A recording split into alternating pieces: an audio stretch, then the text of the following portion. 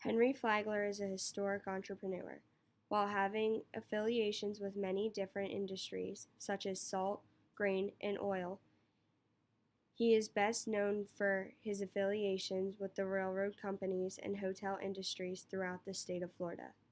Henry Flagler has been labeled the founding father of Florida and the father of the Sunshine State. He can be credited with the success of the state of Florida and what it is today. Within a span of 30 years, Henry Flagler was able to establish hotels and railroads reaching from each of his properties from far north Florida, such as Jacksonville, all the way to Key West.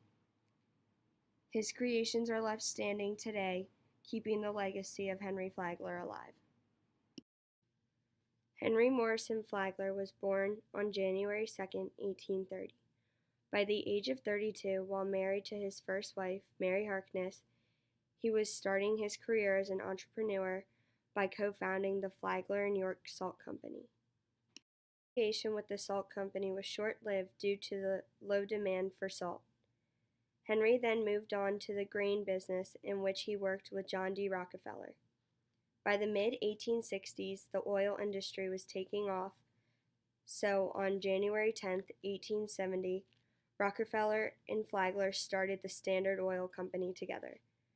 By 1872, Standard Oil Co. was at the top of the oil refinery industry.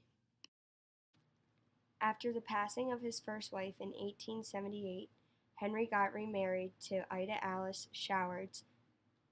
The couple traveled to St. Augustine, Florida, which Henry believed could be a huge tourist attraction. There weren't many hotels or transportation throughout the area, so Flagler took it upon himself to establish the city. While still involved with the Standard Oil Company, Flagler began his new project in Florida. The creation of the Ponce de Leon Hotel began in 1885. Along with the creation of the Grand Hotel, he also purchased the Jacksonville, St. Augustine, and Halifax Railroad, which later became the Florida East Coast Railway System. By the early 1900s, Flagler made the decision to expand all the way to Key West with his hotel and railroad systems. While expanding to Key West in 1905, the United States was also beginning the Panama Canal project.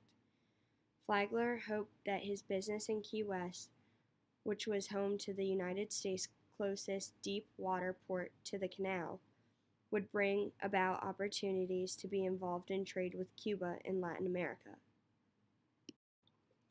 By 1912, Flagler had completed the oversea railroad that connected to Key West. This led to plenty of celebration in South Florida due to the fact that it was such an amazing accomplishment. The overseas railway was Henry Flagler's last accomplishment before passing away in 1913 at the age of 83 years old.